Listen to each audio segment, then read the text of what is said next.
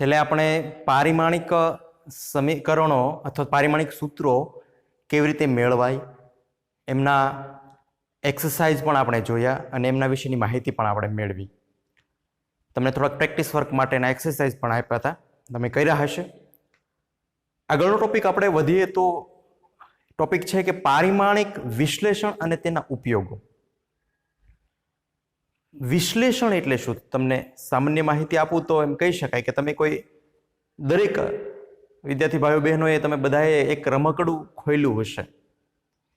એ રમકડું ખોલો છો, એની અંદર તમે જુઓ છો, એમની અંદર રહેલા ચક્ર જુઓ છો, એમની અંદર રહેલા દાંતાઓ જુઓ છો, ઇલેક્ટ્રિક મોટર હોય તો એ જુઓ છો, એમની અંદર રહેલી સર્કિટને પણ તમે ઓબ્ઝર્વેશન કરો છો. તો આ બધું તમે જે છે ઓબ્ઝર્વેશન કરો છો, જો ખોલો છો, સ્ક્રૂ જુઓ છો, સ્ક્રૂ ડ્રાઈવર તમે લ્યો છો, અને તો આ મોટરનું જે છે તમે રમકડાનું એ વિશ્લેષણ કર્યું કહેવાય. પરંતુ આપણે ભૌતિક વિજ્ઞાનની દૃષ્ટિએ વાત કરીએ તો આપણે વિશ્લેષણ કોનું કરશું? કે મૂળભૂત ભૌતિક રાશિઓ આપેલી છે, એ ભૌતિક રાશિનો સંબંધ કોની સાથે છે, અથવા તો એ પારિમાણિક સૂત્રનો ઉપયોગ કરી અને કોઈ સૂત્ર સાબિતી કેવી રીતે કરી શકાય. તો વિશ્લેષણની આપણે વ્યાખ્યા આપવી હોય પારિમાણિક વિશ્લેષણની, તો આપી શકાય. અહીંયા દર્શાવેલી છે કે પારિમાણિક સૂત્રનો ઉપયોગ કરીને ભૌતિક વિજ્ઞાનના પ્રશ્નોના ઉકેલ મેળવવાની પદ્ધતિને પારિમાણિક વિશ્લેષણ કહેવામાં આવે છે. શું કીધું છે? પારિમાણિક સૂત્રનો ઉપયોગ કરવાનો છે અને જે પ્રશ્નો છે એમનો આપણે ઉકેલ મેળવવાનો છે. આ એમના વિશ્લેષણની વ્યાખ્યા થઈ. અને એના ઉપયોગો, એના અહીંયા મુખ્ય 3 ઉપયોગો આપણને આપેલા છે અને એ 3 ઉપયોગોના ડિટેલ્સની અંદર આપણે જોવાના છે. તો પ્રથમ ઉપયોગ કયો છે કે 2 જુદી જુદી એકમ પદ્ધતિમાં, બરાબર, આપણે એકમ પદ્ધતિ જોઈ, સીજીએસ એકમ પદ્ધતિ, એમકેએસ પદ્ધતિ, એમકેએસ એ એસઆઈ એકમ પદ્ધતિ. તો અહીંયા આપણને દર્શાવેલું છે 2 જુદી જુદી એકમ પદ્ધતિમાં કોઈ ભૌતિક રાશિના એકમો વચ્ચેનો, બરાબર, બંને સીજીએસ એકમ પદ્ધતિ કે એમકેએસ એકમ પદ્ધતિ હોય તો એ બંને વચ્ચેનો સંખ્યાત્મક સંબંધ નક્કી કરવા માટે પણ પારિમાણિક સમીકરણો, પારિમાણિક સૂત્રનો ઉપયોગ થાય. ખ્યાલ આવ્યો? શું આપણને કીધું છે કે જુદી જુદી ભૌતિક એકમ પદ્ધતિ આપણને આપેલી હોય તો એ બંને એકમ પદ્ધતિ વચ્ચેનો સંબંધ શું છે એ પણ આપણે હમણાં ડિટેલ્સની અંદર જોઈએ. બીજો ઉપયોગ એ છે કે ભૌતિક રાશિઓને સાંકળતા સમીકરણની યથાર્થતા અથવા તો સુસંગતતા ચકાસવા પણ પારિમાણિક સમીકરણનો, પારિમાણિક સૂત્રનો ઉપયોગ કરી શકાય. કે એ પારિમાણિક દૃષ્ટિએ કેટલું સાચું છે, યથાર્થ કેટલું છે, એના માટે પણ આપણે પારિમાણિક સમીકરણનો ઉપયોગ કરી શકાય. અને ત્રીજું છે કે કોઈ ભૌતિક રાશિનું અન્ય ભૌતિક રાશિઓ સાથેનો સંબંધ દર્શાવતું સમીકરણ પણ મેળવી શકાય છે. એક ભૌતિક રાશિનો બીજી ભૌતિક રાશિનો અવરોધ આપણે લઈએ R = V/I, તો એની અંદર 3 ભૌતિક રાશિઓ છે, અવરોધ છે, વોલ્ટેજ છે અને કરંટ છે. તો એ 3 ભૌતિક રાશિ સાથેનો સંબંધ શું છે? અવરોધનો બે સામેની 2 ભૌતિક રાશિ સાથેનો સંબંધ શું છે? H = I²RT, ઉષ્મા ઉર્જાનું સમીકરણ લઈએ તો H ઉષ્મા ઉર્જા છે, એની સામેનું I²RT સાથેનો સંબંધ કેવી રીતે દર્શાવી શકાય? તો આ બધું જે છે એ ઉપયોગો છે એમના. પ્રથમ ઉપયોગ આપણે જોઈએ. પ્રથમ ઉપયોગ અહીંયા આપણને દર્શાવેલો છે. શું છે કે ભાઈ 2 જુદી જુદી એકમ પદ્ધતિમાં કોઈ ભૌતિક રાશિના એકમો વચ્ચેનો સંખ્યાત્મક સંબંધ મેળવવાનો છે. તો 2 જુદી જુદી ભૌતિક પદ્ધતિઓ કઈ કઈ છે આપણી પાસે? કે એમકેએસ પદ્ધતિ છે અને સીજીએસ એકમ પદ્ધતિ છે. 2 પદ્ધતિ છે. હવે એ પદ્ધતિની અંદર કયો એકમ લઈએ આપણે? કે બળનો એકમ લઈએ. બળનો એકમ શું છે? ન્યૂટન છે. અહીંયા છે એમકેએસ પદ્ધતિમાં બળનો એકમ ન્યૂટન છે અને સીજીએસ એકમ પદ્ધતિમાં જઈએ તો બળનો એકમ ડાયન છે. અને પારિમાણિક સૂત્ર આપણને ખબર છે, બળનું પારિમાણિક સમીકરણ મેળવ્યું તો આપણે બળ બરાબર થાય F = ma. m દળ છે ને એ પ્રવેગ છે, kg/s², એ એમનો એકમ થાય. એના પરથી પારિમાણિક સમીકરણ મળે m1 L1T - 2. હવે આપણે સરખામણી કરીએ ભાઈ પેલા એમકેએસ પદ્ધતિ લઈએ તો એમકેએસ માં આપણે અંતર માપવું હોય તો અંતર મીટરમાં માપીએ દળ માપવું હોય તો એ કિલોગ્રામમાં માપીએ અને સમય માપવો હોય તો સેકન્ડની અંદર માપીએ. એ આપણે વિશેષ ચર્ચા કરી લીધી. તો અહીંયા હું MLT ના સંદર્ભમાં લઈ લો, બરાબર. પેલા કિલોગ્રામ લઈ લો. તો મારે દળ માપવું હોય તો શેમાં માપીશ? હું કિલોગ્રામની અંદર માપીશ. અને કિલોગ્રામ છે એમનું પરિમાણ શું થશે? પારિમાણિક એમ થશે, એમ વડે માસ, બરાબર. જો આ એમ મીટરનો છે, આ પાછો એક એમ દળનો છે કિલોગ્રામનો. પહેલા કિલોગ્રામ લઈ લો કારણ કે MLT પ્રમાણે ચાલવું છે. હવે મારે અંતર માપવું છે તો અંતર માપવું હોય તો શેમાં માપી શકાય? મીટરમાં માપી શકાય. તો મીટરનું પરિમાણ શું થશે? L થશે. અને સમય માપવો છે તો સમય શેમાં માપી શકાય? સેકન્ડની અંદર. અને સેકન્ડનું પરિમાણ શું થાય? T. Is it clear? આ આપણે ત્રણેયના પરિમાણ દર્શાવી દીધા છે. શેમાં? MKS પદ્ધતિની અંદર. હવે આ MKS ને CGS એકમ પદ્ધતિમાં કન્વર્ટ કરીએ તો 1 કિલોગ્રામ બરાબર કેટલા ગ્રામ થાય? કારણ કે આપણે ગ્રામ જ દર્શાવવું પડશે ને ગ્રામની અંદર. કારણ કે CGS એકમ પદ્ધતિમાં આપણે અંતર માપવું હોય તો સેન્ટીમીટરમાં લઈએ, દળ માપવું હોય તો ગ્રામમાં લઈએ અને સમય માપવો હોય તો સેકન્ડમાં લઈએ. તો 1 કિલોગ્રામ બરાબર કેટલા ગ્રામ થાય? 1000 ગ્રામ થાય. તો 10⁻³ ગ્રામ આમ લખી શકાય.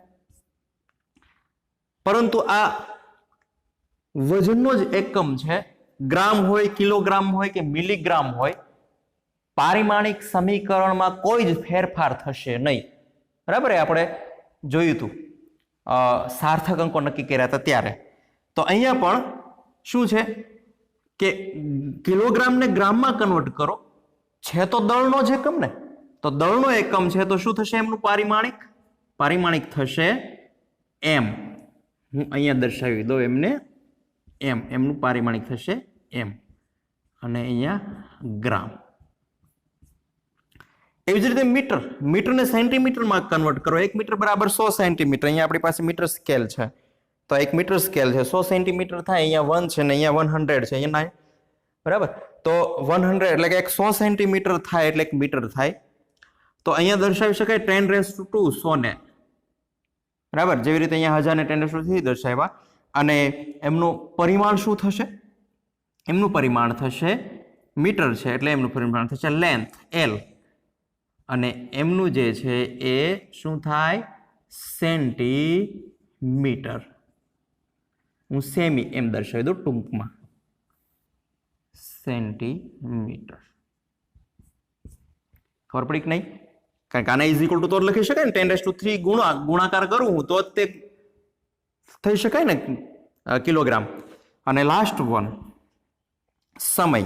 તો સમયનું પરિમાણ, સમય MKS પદ્ધતિમાં સેકન્ડ વડે મપાય ને CGS એકમ પદ્ધતિમાં સેકન્ડ વડે મપાય. તો શું લખશું આપણે? 10⁻0 કરી નાખો. કાંઈ નથી તો આપણે હું અહીંયા 10⁻³ છે, 10⁻2 છે, તો અહીંયા 10⁻0 કરી નાખું. 10⁻0 એટલે 1, બરાબર. અને સમયનું પરિમાણ શું થશે? Time T. અહીંયા લખી દઉં હું સેકન્ડ. Is it clear? ખબર પડી કે નહીં? ખ્યાલ આવ્યો છે કે નહીં? 10⁻0 એટલે 1 એટલે સમયનું પરિમાણ આપણને મળી જાય. એટલે આ શેના બરાબર મળ્યું? MLT ઇઝ ઇક્વલ ટુ મને આ મળ્યું. M is equal two 10⁻3, L is equal two 10⁻2 into L અને T is equal two 10⁻0 into T, બરાબર. અહીંયા M is equal two 10⁻3 into M. હવે શું કરીએ આપણે? હવે જ ખાસ અગત્યનું છે, ધ્યાન રાખજો વિદ્યાર્થી મિત્રો.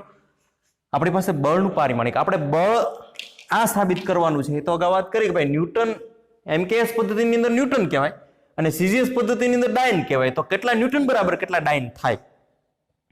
તો એ આપણે મેળવીએ.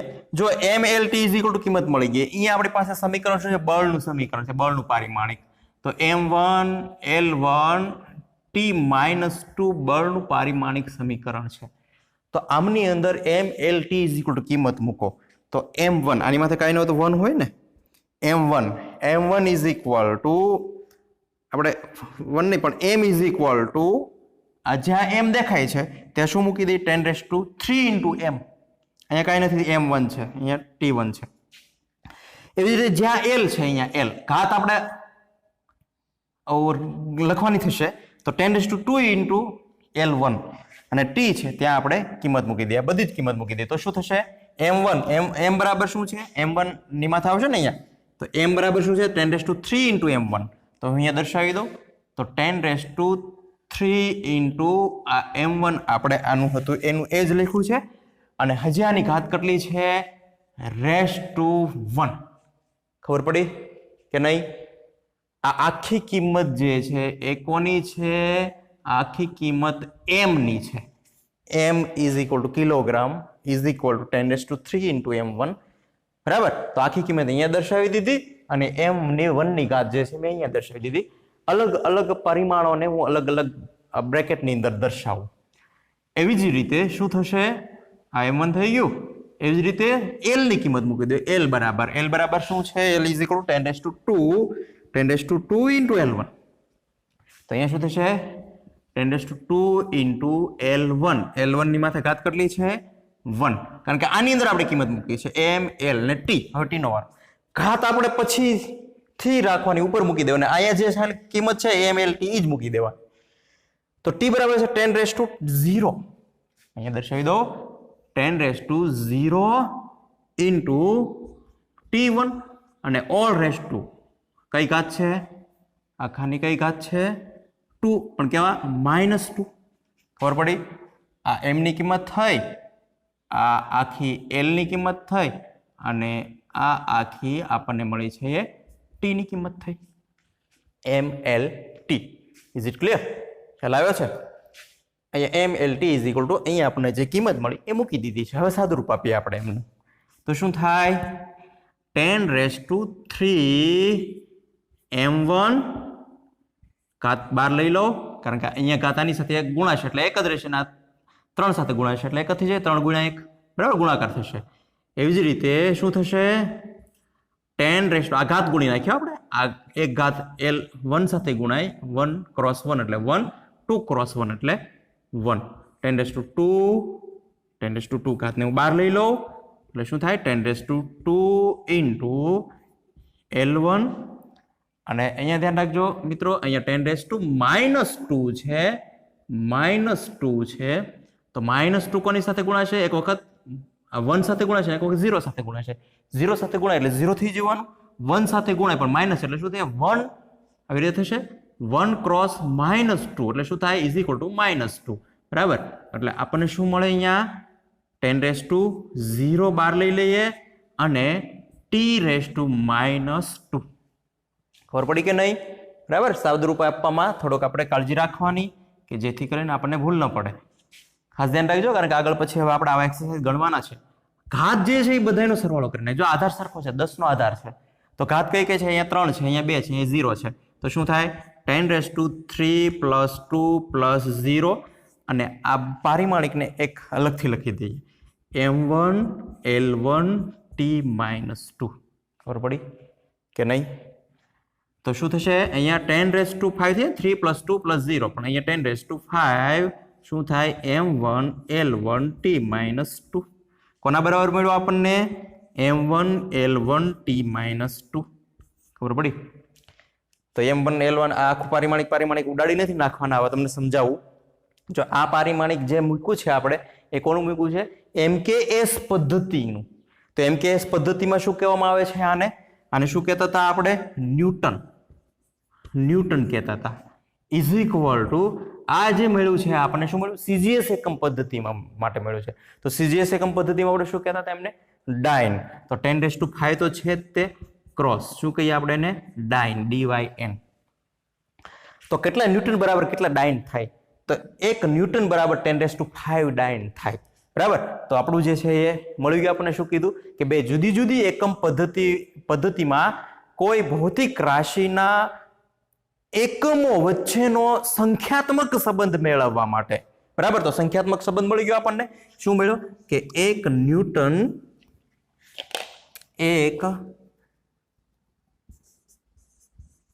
ન્યૂટન બરાબર શું થશે? 10⁵ ડાઇન. બરાબર. તો 1 ડાઇન બરાબર શું થાય? 1 ડાઇનને સૂત્ર કરતા કરી નાખો એટલે શું થાય? આને સૂત્ર કરતા કરી નાખો. 10⁵ નીચે આવે, 10⁵ ઉપર જાય એટલે 10⁻5 થઈ જાય. તો આમ પણ લખી શકાય 1 ડાઇન = 10⁻5 ન્યૂટન. Is it clear? ખ્યાલ આવ્યો કે નહીં? તો આ પ્રથમ ઉપયોગ આપણો થયો. શું કે બે જુદી જુદી એકમ પદ્ધતિઓ વચ્ચેનો સંખ્યાત્મક સંબંધ મેળવી લીધો આપણે કે 1 ન્યૂટન બરાબર 10⁵ ડાઇન થશે. તો જ્યારે પણ આપણને ડાઇનની અંદર આન્સર આપણને આપેલો હોય, સૂત્ર આપણને આપેલું હોય કિંમત, તો એને આપણે ન્યૂટનની અંદર કન્વર્ટ કરવી જ પડે. તો 1 ડાઇન ઇઝ ઇક્વલ ટુ શું થાય? 10⁻⁵ ન્યૂટન. Is it clear? જે આપણે પારિમાણિક સૂત્રનો ઉપયોગ કરીને જ આપણે મેળવેલું છે. નેક્સ્ટ બીજું જોઈએ. બીજો નિયમ છે કે ભૌતિક રાશિઓને સાંકળતા સમીકરણની યથાર્થતા અથવા તો સુસંગતતા તપાસવી. જે ભૌતિક રાશિનું સમીકરણ આપણને આપેલું છે એ કેટલું યથાર્થ છે, સાચું છે કે ખોટું છે, પણ પારિમાણિક વિશ્લેષણની દ્રષ્ટિએ સાચું છે કે ખોટું છે, એના માટેનો બીજો નિયમ આપણે છે એ જોઈએ. પહેલા તો સુસંગતતા એટલે શું? કે ભૌતિક રાશિઓના પરિમાણ સમાન હોય તો જ, શું કીધું? ભૌતિક રાશિના જે પારિમાણિક સૂત્ર મેળવીએ છીએ એ સમાન હોય તો જ તેમનો સરવાળો કે બાદબાકી થઈ શકે છે. અને આ નિયમને પરિમાણની સુસંગતતાનો નિયમ કહેવામાં આવે છે. બરાબર? આપણે જે યથાર્થતા તપાસવી છે તો એના માટેના થોડાક 2 થી 3 નિયમો આપણે એની કન્ડિશન છે એ જોવી પડશે. તો પ્રથમ આપણને શું વાત કરી કે જે ભૌતિક રાશિ છે એ સુસંગત અથવા સાચું છે એમ ક્યારે કહી શકાય? તો એમના જે સામેની બાજુના જે સમીકરણ છે, ધારો કે મારી પાસે સમીકરણ છે F = ma પ્લસ mv²/r. આવું કંઈક સમીકરણ છે. જો આ બંનેના એક ma અને mv²/r બંનેના પારિમાણિક સૂત્ર મેળવીને જો સરખા મળે તો જ તે આ બંને ભૌતિક રાશિઓનો સરવાળો થઈ શકે. તો આપણને શું કીધું છે? હાલો, F = શું થાય? F = બળ થાય. તો બળનું પરિમાણિક સમીકરણ શું થાય? F = m1L1T-2. આ બળનું પારિમાણિક સૂત્ર છે. હવે આ બંનેના મેળવીએ. m બરાબર શું છે? દળ છે. એ પ્રવેગ છે, મીટર/સેકન્ડ² થાય. તો દળનું પારિમાણિક m1, આનું મીટરનું પારિમાણિક L1/સેકન્ડ². સેકન્ડ જે છે ઉપર આવે એટલે શું થાય? T-2. તો ma નું પણ આપણને મળી ગયું. અને mv²/r નું મેળવીએ. બરાબર? તો m એટલે શું થયું? દળનું પારિમાણિક m1, v પણ સ્ક્વેર છે, v એટલે વેગ, વેલોસિટી, મીટર/સેકન્ડ થાય, ઓલ સ્ક્વેર એટલે મીટર²/સેકન્ડ². મીટર² એટલે શું થાય? L2 ને /સેકન્ડ² એટલે શું થાય? ઉપર આવી જાય એટલે T-2 ના છેદમાં, આ ખાલી આની જ વાત કરી, mv²/r નું પારિમાણિક સમીકરણ, mv² નું પારિમાણિક સમીકરણ અપોન r. r શું છે? અંતર. એ શામાં દર્શાવવામાં આવે છે? લંબાઈમાં. તેથી L1, જો L1 જે છે એ ઉપર જાય એટલે માઇનસ થઈ જાય, અહીંયા 2 છે, L2 - 1 એટલે શું થાય? 1 થઈ. એટલે આનું સમીકરણ શું મળે? mv²/r = m1L1T-2. તો જો ખૂબ જ અગત્યની વાત તમને અહીંયા કરી છે કે કોનો સરવાળો ને બાદબાકી થાય. અહીંયા બાદબાકી નિશાની પણ હોઈ શકે કે જેમના પરિમાણ સરખા મળે એમનો જ સરવાળો થાય. તો F = તો આપણું છે, તો આ બંનેનો સરવાળો કરી શકાય કે નહીં? સરવાળો બાદબાકી. તો જો એનું પારિમાણિક ma નું પારિમાણિક શું થયું? m1L1T-2. અને mv²/r નું પારિમાણિક શું થયું? m1L1T-2. તો બંનેના સરખા મળ્યા, આ બંનેના, તો આ બંનેનો સરવાળો કરી શકાય. Is it clear? ખ્યાલ આવ્યો કે નહીં? તો આ પ્રથમ નિયમ થયો કે એમનું પારિમાણિક કેવો હોવો જોઈએ? સરખા હોવો જોઈએ. આગળ વધીએ આપણે કે આ નિયમ જે છે ને એમની યથાર્થતા ચકાસવા માટે, પારિમાણિક સૂત્રો છે એમની યથાર્થતા ચકાસવા માટે ખૂબ જ ઉપયોગી છે. તો જો F = આ બંને મળી ગયા ને, આ F = m1L1T-2, તો આ બંને મળી ગયા, બંનેનો સરવાળો થશે. પરંતુ અહીંયા જ્યારે આપણે જવાબ લેવાનો થાય તો F = m1L1T-2, આ બંનેના સરવાળામાંથી કોઈ પણ એક જ લઈ શકશું. કારણ કે આપણને કીધું છે કે જો એ જ સમીકરણ લખી શકાય કે જે પારિમાણિક દ્રષ્ટિએ સાચા હોય. હવે બીજું આપણને શું કીધું કે સમીકરણ પારિમાણિક દ્રષ્ટિએ યથાર્થતા ચકાસવા માટે સમીકરણમાં બંને બાજુઓ આપેલી બધી જ પદાવલીઓના પારિમાણિક સૂત્રો સમાન હોય તો જ આપેલ ભૌતિક રાશિનું સમીકરણ પારિમાણિક અથવા તો પારિમાણિક દ્રષ્ટિએ સાચું છે તેમ કહી શકાય અથવા તો સુસંગત છે તેમ કહી શકાય. શું કીધું હમણાં વાત કરીએ તે આપણે, બરાબર, કે આ બંને જે સૂત્ર મળ્યા છે, સોરી આમનું અને આવડવા, આ બંને ભૌતિક રાશિઓના જે પારિમાણિક સૂત્ર મળે છે એ પારિમાણિક સૂત્ર સરખા મળે આ બંનેના તો જ તેનું ઇક્વલ ટુ શું મળે, બળ, તો જ તે એ સાચું છે તેમ કહી શકાય. અને એક બીજું ખાસ નોંધવા જેવી બાબત એ આપણને કીધી છે, પારિમાણિક સુસંગતતા કોઈ પણ સમીકરણ સાચું જ છે તેવી બાહેધરી આપતું નથી. શું કીધું? સાચું જ છે તેવી બાહેધરી આપતું નથી. શા કારણે? હવે ઘણી વખત દાખલા તરીકે હું એક ઉદાહરણ લખું કે ભાઈ k is equal two 3/2 mv². તો પારિમાણિક દ્રષ્ટિએ સાચું છે, પરંતુ ભૌતિક જ્ઞાનમાં આવું સમીકરણ છે નહીં. તો k બરાબર શું થાય? ગતિ ઉર્જા થાય તો k બરાબર શું થાય? m1 l1 t minus m1 l2 t minus 2. અને દળનું તમે મેળવવા જાઓ, mv² નું તમે મેળવવા જાઓ તો m નું શું થાય? દળનું m1 v મીટર પર સેકન્ડ, મીટર એટલે l2 અને સેકન્ડ ઉપર આવી જાય t માઇનસ 2.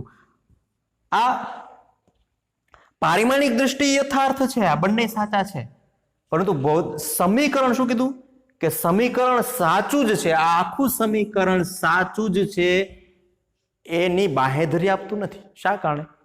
કારણ કે જો આગળ સહગુણક 3/2 છે, હકીકતમાં લેવા જાઓ તો સહગુણક 1/2 આવે, k ઇઝ ઇક્વલ 1/2 mv². બરાબર, પારિમાણિક દ્રષ્ટિએ યથાર્થ છે. તો આ લિમિટેશન એક આવી ગઈ આપણે કે આ સુસંગતતાનો નિયમ ક્યાં લાગુ પડે? ફક્ત ને ફક્ત પારિમાણિક દ્રષ્ટિએ સાચું છે એ જ, એના માટે જ તે. હવે આપણે આને રિલેટેડ એક પાછી એક્સરસાઇઝ જોઈએ. અહીંયા ધારો કે એક સમીકરણ છે આપણી પાસે, x is equal two x0 plus v0t plus 1/2 at². આ સમીકરણ છે. આ પારિમાણિક દ્રષ્ટિએ યથાર્થ સાચું છે કે નહીં આપણે જોવાનું છે. શું કીધું તો આપણે નિયમ કે એવા જ સમીકરણો સરવાળો બાદબાકી કરી શકાય કે જેમના પરિમાણો સરખા મળે. તો આપણે લેફ્ટ હેન્ડ સાઈડ અથવા તો આમના જે શું છે સમીકરણ એ દર્શાવી દઈએ. આ x જે છે, x છે એ t સમયે કાપેલ અંતર છે અને x0 છે એ પ્રારંભિક સ્થાન છે પદાર્થનું. આ સમીકરણ તમારા ધોરણ 9 ની અંદર આવી ગયું છે પણ ભૂલાઈ ગયું હોય કદાચ, કઈ વાંધો નહીં. જો કે ત્રીજા અને ચોથા બંને યુનિટની અંદર આપણે સમીકરણની સાબિતી આવશે આલેખની રીતથી અને સંકલનની રીતથી પણ. v0, આ v0 શું છે? v0 છે એ પ્રારંભિક વેગ છે, t સમય છે અને એ અહીંયા છે શું દર્શાવે છે? પ્રવેગ દર્શાવે છે. તો આટલી ભૌતિક રાશિઓ આપણને આ સમીકરણ સૂત્રની અંદર આપણને દર્શાવી દીધેલી છે. આ સૂત્ર પારિમાણિક વિશ્લેષણ કરીએ આપણે અને યથાર્થ છે કે નહીં, સુસંગત છે કે નહીં, આમ હકીકત લખી શકાય કે નહીં એ જોઈએ આપણે. તો અહીંયા પેલા આપણે x નું પારિમાણિક શું થાય? x એ સ્થાનાંતર દર્શાવે છે. તો સ્થાનાંતર એટલે શામાં માપવું પડે? અંતર. તો અંતરનું પારિમાણિક શું થશે? m0 l1 t0. Is it clear? હવે આ આપણને ડાબી બાજુનું મળી ગયું છે. ઇઝ ઇક્વલ ટુ બધા જ સમીકરણો આ બધા જ આવા મળવા જોઈએ. આપણે x0 નું મેળવીએ તો x0 આ શું થયું આપણું? લેફ્ટ હેન્ડ સાઈડ મળી ગયું આપણું. તો x0 શું દર્શાવે છે? પદાર્થનું પ્રારંભિક સ્થાન. પ્રારંભિક હોય કે અંતિમ હોય, પરંતુ જે સ્થાન માપવું હોય તો આપણે અંતર જ લેવું પડે. તો એમનું જે છે એ પારિમાણિક શું થશે? m0 l1 t0. mlt સંદર્ભમાં દર્શાવી તો રાઈટ હેન્ડ સાઈડ આપણને જે મળે છે એ એક લખી નાખીએ. તો આ એક છે બરાબર છે. હવે આ જોઈએ આપણે એવું મળે કે નહીં? v0 × t. તો v0 × t વેગનું પારિમાણિક શું થશે? વેગ મીટર પર સેકન્ડ એટલે શું થાય m0 l1 t-1 ટી ઉપર બી આવે બરાબર. આપણે ફક્ત ને ફક્ત અત્યારે વેગનું જ લખીએ અને ટી સમય છે તો સમય શું થશે એનું પારિમાણિક થશે t1. ખબર પડી કે નહીં? આ બંનેનું ભેગું કરી દઈએ તો શું થાય l1 t-1 છે +1 છે એટલે t0 થઈ જશે. તો v0 ઇન્ટુ ટી નું પારિમાણિક શું મળે m0 l1 t0. ઓકે, આ બીજું પણ આપણને મળી ગયું રાઈટ હેન્ડ સાઈડ એટલે કે આવડું એ પણ સાચું આપણને મળ્યું. હવે લાસ્ટ વન 1/2 at². આ તો અચળ છે એટલે આનું પારિમાણિક આપણને નહીં મળે. એ એટલે પ્રવેગનું થશે મીટર પર સેકન્ડ સ્ક્વેર. એનું પારિમાણિક મેળવીએ મીટરનું પ્રવેગનું m0 મીટર પર સેકન્ડ સ્ક્વેર એટલે આપણે સીધું લખી નાખું l1 t⁻². અને t² છે અહીંયા એટલે કે શું થશે એમનું t⁻². પોઝિટિવ અહીંયા માઇનસ છે અહીંયા નેગેટિવ છે એટલે શું થશે 1/2 at² નું પારિમાણિક શું મળે આપણને m0 l1 t0. Is it clear? તો જુઓ આ પણ શેના બરાબર મળ્યું રાઈટ હેન્ડ બરાબર મળ્યું આપણને. હવે સમીકરણ આપણું લેફ્ટ હેન્ડ છે અને સમીકરણ મુખ્ય 1 નામ આપી દઈએ. આપણું 2 આ 3 અને આ 4. આ સમીકરણ 1 બરાબર આ બધા જ આપણને મળે. જો x = m0 l1 t0 આ બરાબર પણ એ જ સમીકરણ મળ્યું. x0 બરાબર v0 × t બરાબર પણ આપણને એ જ મળ્યું અને 1/2 at² બરાબર પણ એક સરખું જ મળ્યું. તો આ પારિમાણિક દ્રષ્ટિએ યથાર્થ છે. શું કીધું હતું કે જે સમીકરણો પારિમાણિક દ્રષ્ટિએ યથાર્થ હોય તેમનો જ સરવાળો અને બાદબાકી કરી શકાય. તો આપણો બીજો ઉપયોગ થયો પારિમાણિક સૂત્રનો. ત્રીજો આપણે જોઈએ લાસ્ટ વન ત્રીજો ઉપયોગ જોઈએ આપણે.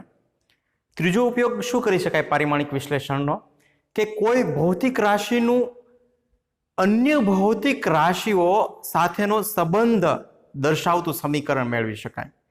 અન્ય ભૌતિક રાશિ કે ધારો કે અહીંયા એક આપણે ઉદાહરણ લઈએ.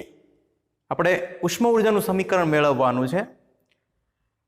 ઉષ્મા ઉર્જાનું વિદ્યુત પ્રવાહ અવરોધ અને સમય સાથેનો શું સંબંધ છે એ દર્શાવતું સમીકરણ આપણે સાબિત કરવાનું છે.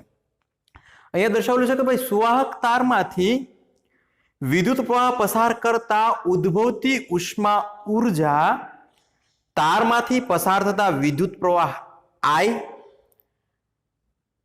તારના અવરોધ R અને વિદ્યુત પ્રવાહ પસાર થવાના સમય t પર આધાર રાખે છે.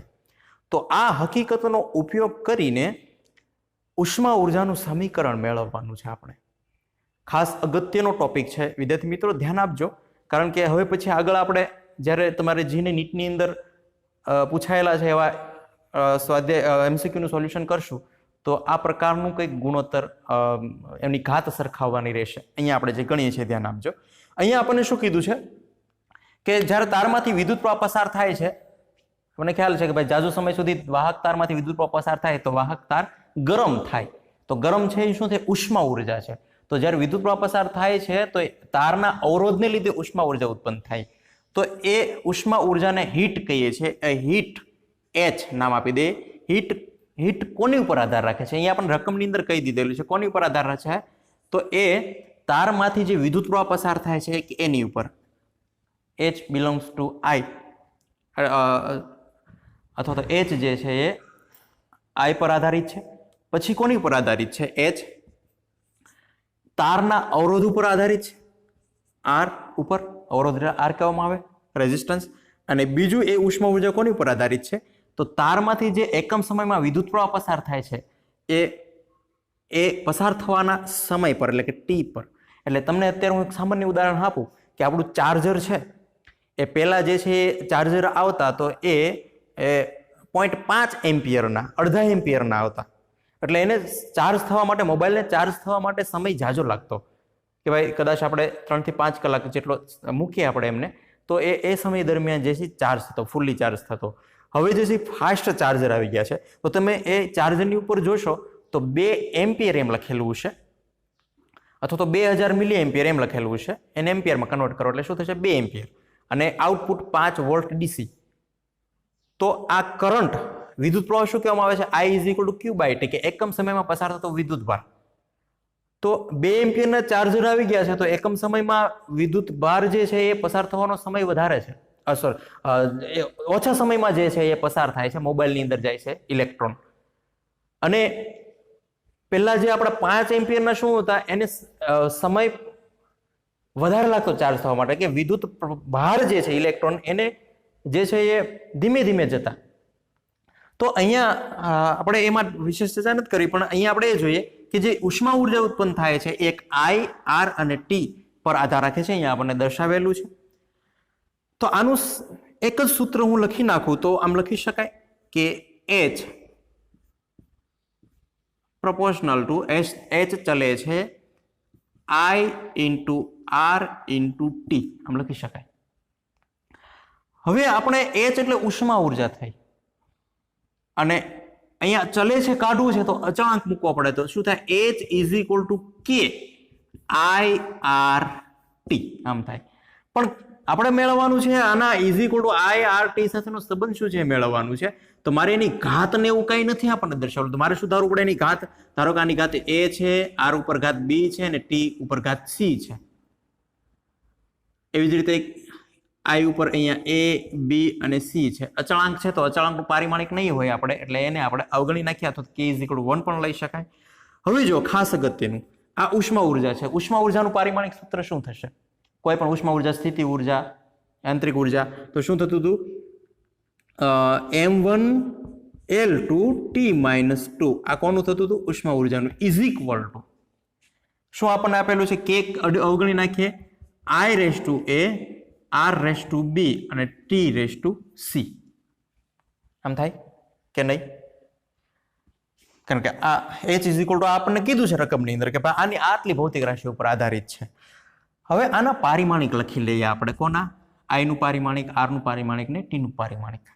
તો I નું પારિમાણિક, I એટલે શું થયું? વિદ્યુત પ્રવાહ. તો વિદ્યુત પ્રવાહનું પારિમાણિક શું થાય? A. અહીંયા શું છે? A raise to small a. આ પારિમાણિક સૂત્ર થયું. એવી રીતે થોડુંક દર્શાવી દો. A raise to small a. અને R અવરોધ, R is equal to V upon I, વિદ્યુત સ્થિતિમાન ના છેદમાં વિદ્યુત પ્રવાહ. બરાબર? વિદ્યુત સ્થિતિમાન બરાબર પાછું આપણે હતું એકમ વિદ્યુત ભાર પર થતું કાર્ય W બાય Q. W નું આપણે મેળવ્યું હતું, પછી Q નું મેળવ્યું, Q is equal two IT મેળવ્યું હતું ને, બહુ લાંબુ હતું ને. તો R નું આપણે હું અહીંયા ડાયરેક્ટ ઉપયોગ કરી લઉં. M1L2 T-3 T-3A-2. આ પ્રકારનું અવરોધનું પારિમાણિક સૂત્ર હતું. M1L2 T-3A-2. અને અહીંયા T, આ ઓલ રેઝ ટુ B આવશે. અને અહીંયા T એટલે આ T શું દર્શાવે છે? સમય દર્શાવે છે. સમયનું પારિમાણિક શું થશે? Capital T raise to C. આમ થાય કે નહીં? આ ઘાતને અંદર ગુણી નાખીએ આપણે, એટલે આપણને આ પ્રકારનું કંઈક મળે. A raise to small a. આ B કોની સાથે ગુણાશે? M raise to A, L raise to 2 into B, T raise to -3 into B, A raise to -2B. થાય ને? ખ્યાલ આવે છે કે નહીં? બરાબર? ઘાત મેં ગુણી છે, બીજું કાંઈ નથી કર્યું એમની. અને એમને પારિમાણિક બ્રેકેટની અંદર દર્શાવી દીધું છે. એક સાથે 1 ગુણ્યા B, એટલે અહીંયા 1 હોય કે ના હોય ચાલે. અહીંયા B આવશે ને વિદ્યાર્થી મિત્રો? ભૂલ થોડી પડી ગઈ, સોરી ફોર ધેટ. ઓકે. પછી અહીંયા શું આવશે? 2 સાથે B ગુણ્યા એટલે 2B. અહીંયા શું થશે? T raise to C. ખ્યાલ આવ્યો કે નહીં? બરાબર? હજી આગળ વધીએ. હવે જો શું થાય. M વાળા પદોને પહેલા લઈ લો. M વાળો પદ છે ક્યાંય નથી, હાલો. તો શું થાય? M raise to B, ML. હવે L વાળા પદને લઈ લઈએ આપણે. તો L ક્યાં છે? L ફક્ત અહીંયા જ છે. તો શું થશે? L raise to 2B, L raise to 2B, MLT. T સમયવાળા પદ લઈએ. જો સમય એક અહીંયા પણ છે અને એક અહીંયા પણ છે, તો આધાર સરખો છે, T નો છે, અને ઘાતનો શું થાય? સરવાળો થતો, સરવાળો બાદબાકી થતો, બાદબાકી. તો શું થશે? T રેઝ ટુ -3B આ પ્લસ C. ખબર પડી ને? ખૂબ જ અગત્યનું ઉપયોગી છે. અને MLTA. હવે કોણ વધ્યું? એમ્પિયર કરંટ એ ક્યાં ક્યાં છે? એક અહીંયા છે અને એક અહીંયા છે. તો a raise to small a તો છે જ તે, અને અહીંયા -2b કોના બરાબર? m1 L2 t-2 બરાબર. ખ્યાલ આવ્યો કે નહીં? શું કર્યું? કાંઈ નહીં. આ જે ભૌતિક રાશિઓ છે એને ઉષ્મા ઉર્જાના સમીકરણ સાથે સરખાવી દીધી છે, અને જે ભૌતિક રાશિઓ પણ આપી છે એમને પારિમાણિક દર્શાવી દીધા છે, અને પછી mLT નું સાદુરૂપ આપ્યું. એમ વાળા હોત, જો બીજું હોત તો સરવાળો થતો, સરવાળો બાદબાકી થતો, બાદબાકી. બરાબર. આ પદ લખવાની જરૂર નથી, સીધું તમે આ પણ લખી શકો, પણ તમને સમજાય એટલા માટે મેં દર્શાવ્યું છે. ઓકે, આગળ વધીએ આપણે. હા, હવે જો હવે આપણે શું કરીએ? એમના પરિમાણ સરખાવી દઈએ. જો આ એમનું પરિમાણ m રેસ ટુ શું છે? અહીંયા 1 છે, અને અહીંયા m રેસ ટુ b છે, તો b ઇઝ ઇક્વલ ટુ 1 થઈ શકે. બરાબર. તો અહીંયા શું થયું? b is equal two 1. તો અહીંયા હું દર્શાવી દઉં તમને એમના પરિમાણ સરખાવતા. તો b ઇઝ ઇક્વલ ટુ શું થાય? 1 મળે આપણને. b ઇઝ ઇક્વલ ટુ 1 મળ્યું. હવે શું કરીએ? l ના પરિમાણ સરખાવી દઈએ. આ l, તો l નું પરિમાણ શું થયું? l રેસ ટુ, અહીંયા l નું પરિમાણ સરખાવવું હોય આપણે, તો l રેસ ટુ 2 છે, અને l રેસ ટુ 2b છે. તો મારે શું કરવું પડે? 2b ઇઝ ઇક્વલ ટુ 2 લખી શકો ને? એ દર્શાવી દઈએ આપણે. l ના પરિમાણ સરખાવતા શું થશે? 2b is equal two 2. 2b is equal two 2. તેથી 2 2 કેન્સલ થઈ જાય, 2 2 કેન્સલ, અને b ઇઝ ઇક્વલ શું મળે? 1. ખબર પડી કે નહીં? હવે એવી જ રીતે કોણ આવશે? t સમયનું પરિમાણ સરખાવતા. તો સમયનું પરિમાણ સરખાવે શું થાય? અહીંયા -3b + c છે, અને ઇઝ ઇક્વલ -2 છે. દર્શાવી દઈએ અહીંયા t ના પરિમાણ સરખાવતા શું થાય? -3b + c, -3b + c is equal two શું છે? -2 ઇઝ ઇક્વલ ટુ -2. હવે જો b ઇઝ ઇક્વલ ટુ 1 મળી ગયા, અહીંયા મૂકી દઉં તો શું થાય? -3 × 1 + c ઇઝ ઇક્વલ ટુ -2. તો c ને સૂત્ર કરતા કરી નાખો. -3 પહેલી બાજુ જાય એટલે શું થશે? +3 થઈ જશે, અને અહીંયા -2 છે, એટલે આપણને મળશે c ઇઝ ઇક્વલ ટુ 1. ખબર પડી કે નહીં? Because c is equal two -2 + 3. બરાબર. આનું સાદુરૂપ આપો એટલે 1 મળશે. હજી આગળ a ના પરિમાણ સરખાવીએ. જો અહીંયા a કંઈ નથી, એટલે અહીંયા mLT a રેસ ટુ 0 એમ કરવું પડે કે નહીં? mLT a, અહીંયા a છે તો અહીંયા શું થશે? 0 મૂકવું, એક લખવું પડે ને એની સામે જ તે. તો a રેસ ટુ શું થાય? a રેસ ટુ અહીંયા છે a -2b, તો ઇઝ ઇક્વલ ટુ શું છે એનું પરિમાણ? 0. તેથી અહીંયા દર્શાવી દઈએ આપણે a ના પરિમાણ સરખાવતા શું થાય? a -2b is equal two 0. તો a ઇઝ ઇક્વલ ટુ શું છે આપણી પાસે? અહીંયા સોરી, a નથી, તો b ઇઝ ઇક્વલ ટુ છે આપણી પાસે 1 છે. b ઇઝ ઇક્વલ ટુ 1 છે, એ મૂકી દેવો જોઈએ. તેથી શું મળે આપણને? a ઇઝ ઇક્વલ ટુ 2, કારણ કે 1 મૂકો એટલે -2 થઈ જશે, સામે જાવ એટલે પ્લસ થઈ જશે. તો a b અને c, જો ઘાત મળી ગઈ, અહીંયા a b ને c ની ઘાત મૂકવાની છે આપણે. તો a મળી ગયું, અહીંયા આ આપણું a થયું, પછી આપણું b બે સરખા જ છે, b થયું, અને આ આપણું c થયું. સમીકરણ 1 2 અને 3 ખૂબ જ અગત્યના, કારણ કે અહીંયા આપણે ઘાત મૂકવાની છે એમની. શું કીધું આપણને કે ભાઈ આપણે એનું પરિમાણ મેળવવાનું છે, કોની સાથે સંબંધ દર્શાવે છે. તો આ સમીકરણ a ની અંદર આપણે a b ને c ની ઘાત મૂકીએ તો આપણને કંઈક આ બરાબર, તો આપણી પાસે ઉષ્મા ઉર્જા છે. આ સમીકરણ a નામ આપી દઈએ a.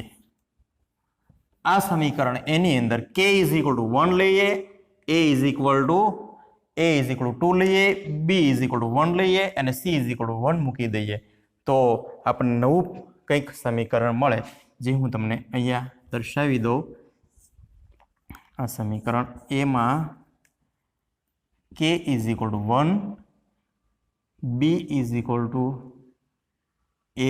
a is equal two 2, b is equal two 1 અને c ઇઝ ઇક્વલ ટુ 1 લેતા, કારણ કે એ કિંમત મેળવી છે આપણે, તો આપણને મળે સમીકરણ h is equal two k is equal two 1 મૂકી દીધું, i raise to 2 i square r raise to 1 લખો કે ન લખો ચાલે, t રેસ ટુ 1.